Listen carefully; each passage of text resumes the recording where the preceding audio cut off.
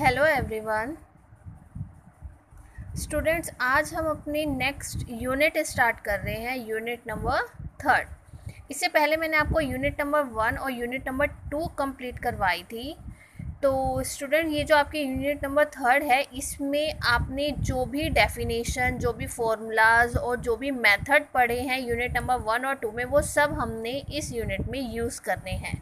ठीक है, that's why ये यूनिट हमारी यूनिट नंबर 3 पर आई है, क्योंकि हमें जब तक यूनिट नंबर 1 की, जैसे आपने कोरिलेशन पढ़ा है, मेथड ऑफ लीस्ट स्क्वायर पढ़ा है, तो जब तक हमें ये सारे मेथड्स, ये डेफिनेशन नहीं पता होंगी, तब तक हम यूनिट नंबर 3 की जो डेफिनेशंस है वो हम नहीं पढ़ सकते थे।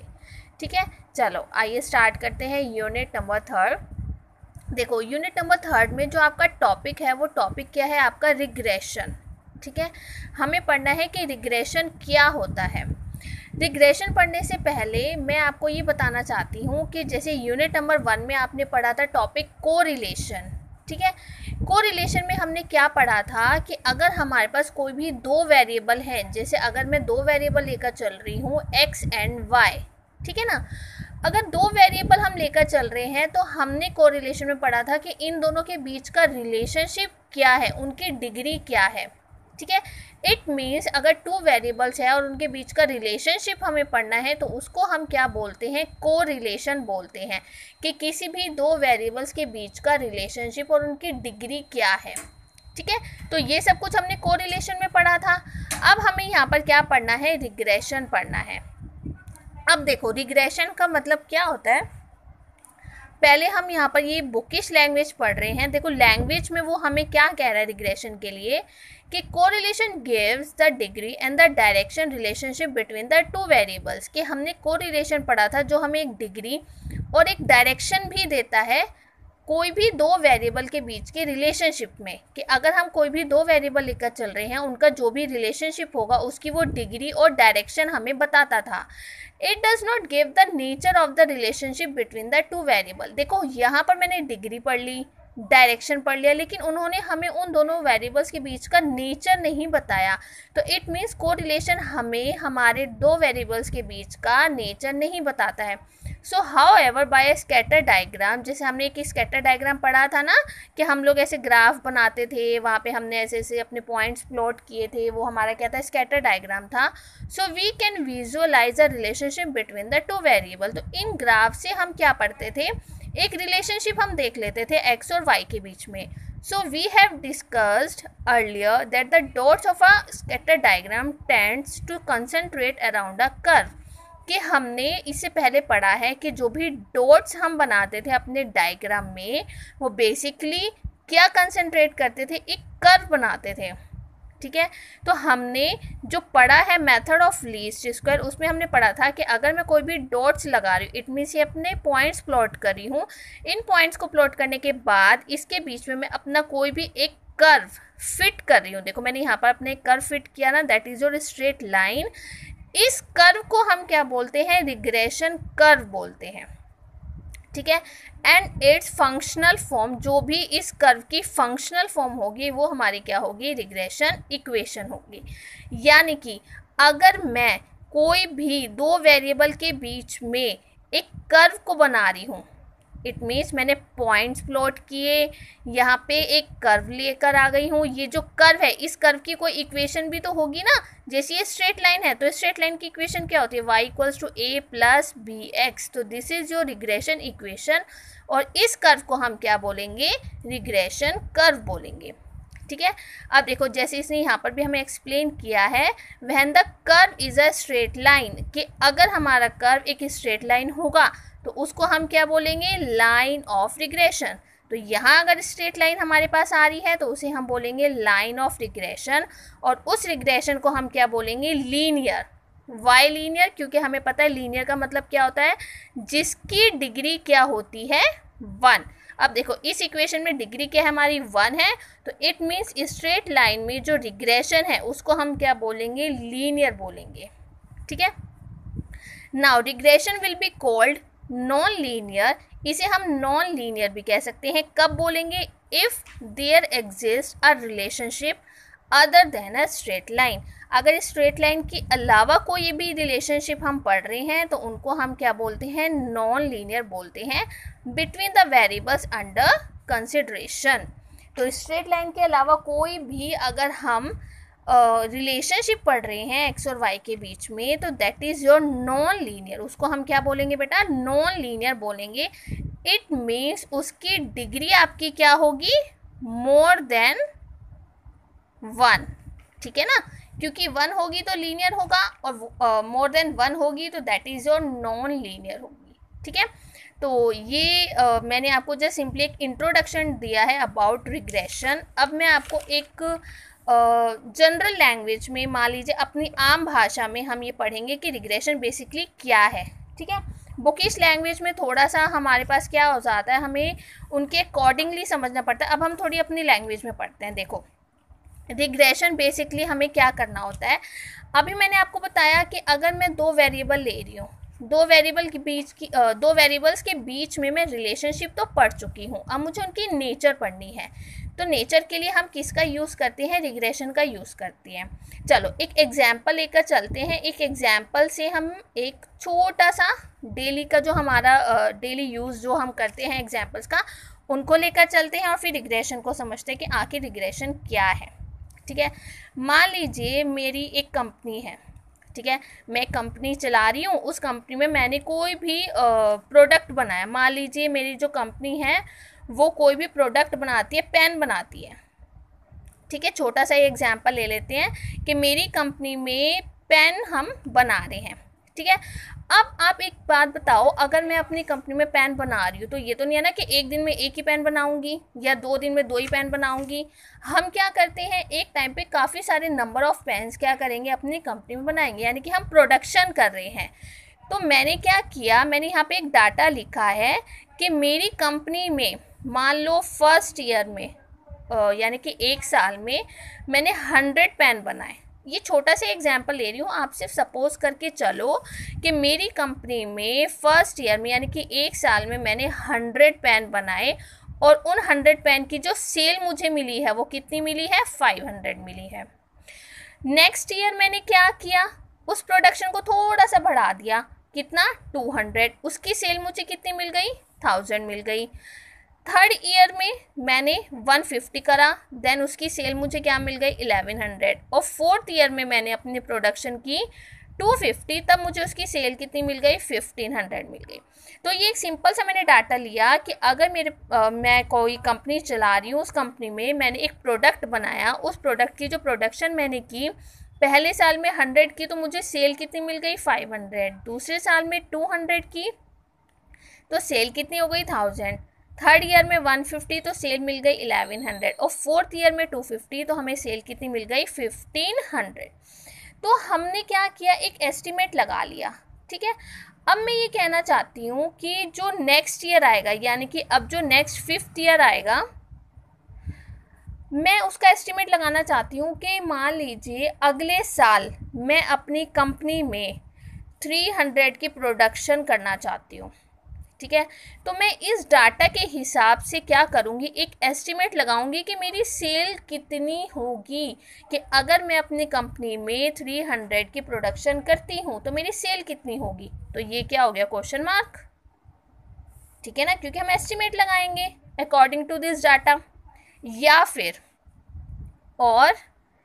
फिर मैं क्या कह सकती हूँ कि मैं चाहती हूँ कि अगले साल मेरी कंपनी 2000 का सेल करे, तो 2000 का सेल करने के लिए मुझे कितनी प्रोडक्शन करनी पड़ेगी। तो देखो दोनों ही क्वेश्चंस क्या हैं, अलग अलग हैं कि अगर मैं अगले साल अपनी कंपनी में 300 का प्रोडक्शन करना चाहती हूँ तो सेल कितनी होगी, या फिर इसको मैं ऐसे भी तो सोच सकती हूँ ना कि मुझे अपनी कंपनी में 2000 की सेल करनी है नेक्स्ट ईयर, तो उसके लिए मुझे कितनी प्रोडक्शन करनी पड़ेगी। तो ये दोनों क्वेश्चन ही मेरे माइंड में राइज होंगे कि मैं अगर अपनी कंपनी को अगले साल और बढ़ाना चाहती हूँ, या तो मैं इस अकॉर्डिंगली लगाऊँ एस्टिमेट, या फिर इस अकॉर्डिंगली अपना एस्टिमेट को लगाऊँ। तो बेटा जब हम क्या करते हैं, कोई एक चीज़ दूसरे चीज़ के ऊपर डिपेंड करती है, उसको फाइंड करने के लिए हम किसका यूज़ करते हैं, रिग्रेशन का यूज़ करते हैं। आओ देखो कैसे। मान लीजिए जो प्रोडक्शन का डाटा है इसको मैंने x मान लिया, ये जो सेल्स का डाटा है इसको मैंने y मान लिया, ठीक है। तो ये आपका जो प्रोडक्शन का सारा डाटा है this is your called x, और ये जो सेल्स का सारा डाटा है इसको मैंने y मान लिया। अब मैं एक एक करके जो एस्टिमेट लगा रही थी वो हम पढ़ते हैं। अब एक बात बताओ, जैसे अगर मैं कह रही हूँ कि अगर मैं 300 की प्रोडक्शन अपनी कंपनी में करती हूँ तो मुझे कितनी सेल्स मिलेंगी, तो एक तरीके से हम क्या कर रहे हैं, एक अंदाज़ा लगा रहे हैं अगले साल का, है ना, कि अगले साल कितनी सेल होगी। एक तरीके से हमने एस्ट्रोलॉजी की, है ना, कि हम बैठकर अंदाज़ा लगा रहे हैं कि अगर 300 की प्रोडक्शन करते हैं तो सेल कितनी होगी। तो ये एक तरीके से जो रिग्रेशन का टॉपिक हम पढ़ रहे हैं, बेसिकली ये आपकी क्या है, एक एस्ट्रोलॉजी है कि हम अंदाज़ा लगाते हैं। तो अगर मेरे पास फर्स्ट केस तो ये होगा कि प्रोडक्शन इतनी है तो सेल कितनी होगी। तो इसके लिए बेटा देखो, ये चीज़ क्या है, ये आपकी सेल किस पर डिपेंड कर रही है, प्रोडक्शन पे। सेल्स डिपेंड ऑन प्रोडक्शन, कि सेल कितनी होगी ये किस पर डिपेंड कर रहा है, हमारे प्रोडक्शन पे, कि अगर प्रोडक्शन 300 है तो उसके अकॉर्डिंगली मेरी सेल कितनी होगी।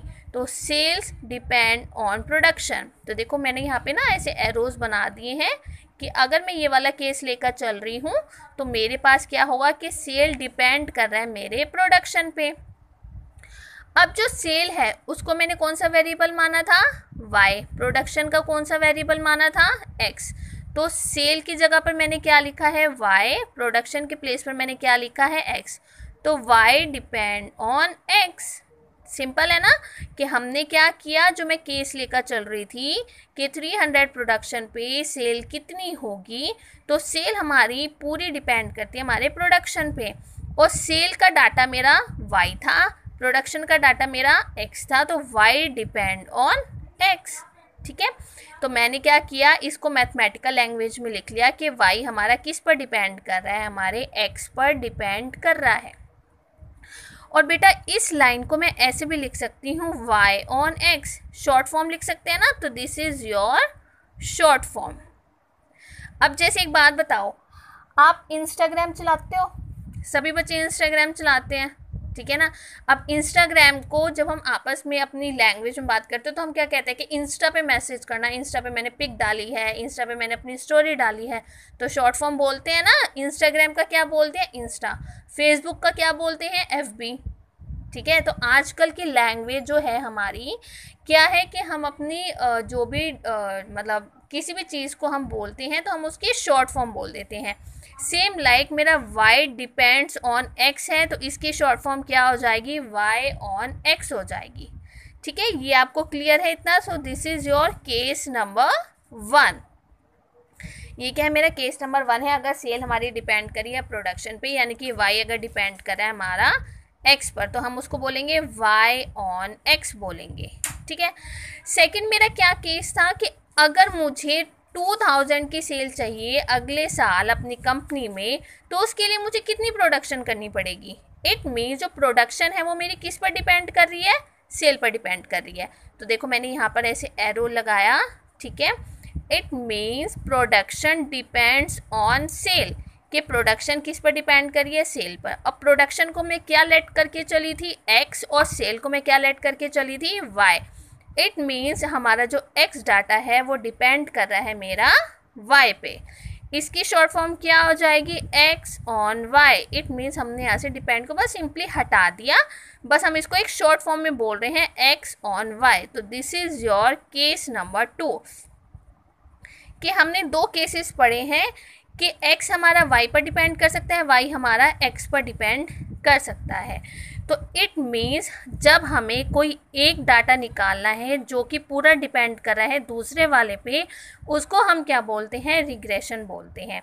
तो इट मीन्स यहाँ पर अगर y ऑन x है तो हमारा यहाँ पर क्या कंडीशन हो जाएगी कि x हमें क्या होगा, x is given and we have to find the y। और यहाँ क्या हो जाएगा, y इज़ गिवन और x हमें क्या करना है, फाइंड करना है, ठीक है। तो कोई भी दो वेरिएबल, उन दो वेरिएबल में जब कोई एक वेरिएबल दूसरे वेरिएबल पे डिपेंड करता है और उसकी वैल्यू हमें निकालनी होगी कब, अगर मुझे यहाँ पे y की वैल्यू निकालनी है और x मुझे क्या है गिवन है, और इस केस में क्या होगा, x हमें फाइंड आउट करना है और y हमारा क्या है गिवन है। तो हमें जस्ट सिंपली ये देखना होगा रिग्रेशन में कि मुझे y ऑन x के लिए इक्वेशन निकालनी है या x ऑन y के लिए निकालनी है। तो उसे हम क्या बोलते हैं, रिग्रेशन बोलते हैं, कि एक वेरिएबल दूसरे वेरिएबल पे डिपेंड कर रहा है, तो तब हम अपने दूसरे वेरिएबल की वैल्यू को कैसे फाइंड आउट करेंगे। तो ये जस्ट एक छोटा सा एग्जाम्पल था कि हम एक्चुअल में रिग्रेशन को पढ़ते कैसे हैं, फाइंड आउट कैसे करते हैं। बाकी इसका फॉर्मूला, इसका मेथड हम नेक्स्ट लेक्चर में करेंगे। तो जो अभी मैंने आपको एग्जाम्पल लेके सबको समझाया है, अब देखो इसकी definition, line of regression. The line की मैंने इक्वेशन लिखी है y equals to a plus B x which is fitted to a set of n points. मान लीजिए कि अगर आपके पास ये कोई एक इक्वेशन है लाइन की और हमें कोई भी n पॉइंट्स गिवन है xi yi, by the method of the least square is called the line of regression.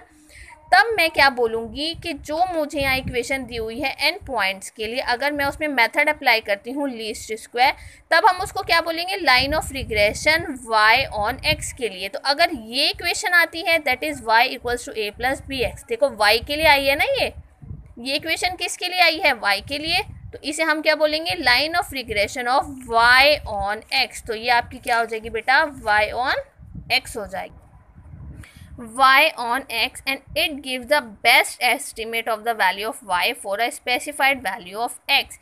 यानी कि यहाँ हमारे पास क्या होगा कि अगर मेरे पास इक्वेशन किस में आ रही है, y on x में आ रही है, इसका मतलब ये हमें एक बेस्ट एस्टिमेट वैल्यू देगा किसकी, y की, जब मुझे x की वैल्यू क्या होगी, ऑलरेडी गिवन होगी।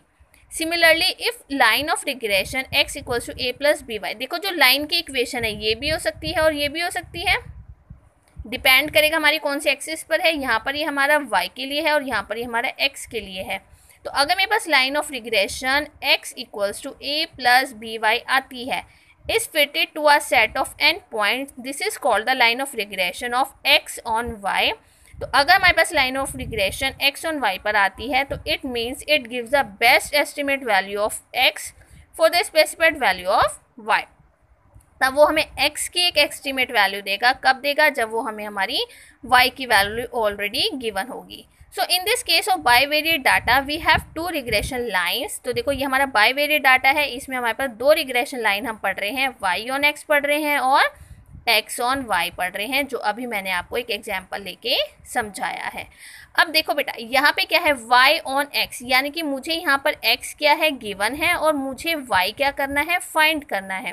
तो अगर मैं सिंपली मान लीजिए एक एग्जाम्पल लेके चल रही हूँ स्ट्रेट लाइन का, तो जब भी मुझे यहाँ पर y फाइंड करना होगा, तो इसका मतलब इक्वेशन क्या होगी, y equals to a plus B x होगी। और अगर मुझे x ऑन y के लिए है, इट मीन्स y मुझे क्या है, गिवन है, और x क्या करना है, मुझे फाइंड करना है। तो जब मुझे x फाइंड करना होगा, तो मेरी जो स्ट्रेट लाइन की इक्वेशन है वो कन्वर्ट हो जाएगी, और वो क्या हो जाएगी, x equals to a plus B y. देखो दोनों ही स्ट्रेट लाइन की इक्वेशन है, ठीक है ना, बस डिफरेंस क्या है कि अगर x गिवन है और y फाइंड करना है, तो this equation is for your straight line, और अगर y हमें ऑलरेडी गिवन है और x हमें फाइंड आउट करना है, then x equals to a plus B y. तो हमें बस ये ध्यान रखना है कि हमें y ऑन x निकालना है या x on y find out करना है, ठीक है। अब हमें रिग्रेशन को फाइंड कैसे करते हैं, इसके फॉर्मूलाज क्या हैं, मेथड्स क्या हैं, ये हम नेक्स्ट लेक्चर में पढ़ेंगे। आज आप लोगों ने स्टूडेंट्स क्या काम करना है अपना, आपने सारी डेफिनेशन पढ़नी है। ये जो मेथड मैंने आपको समझाया है, रिग्रेशन की सिंपल डेफिनेशन, एग्जाम्पल, ये सारा आपको फॉलो करना है। और अगर किसी भी स्टूडेंट को इस एग्जाम्पल में कहीं पर भी कोई डाउट आता है, देन यू कैन आस्क, ठीक है। And please write your name and roll number in the comment box for your today's attendance. Thank you.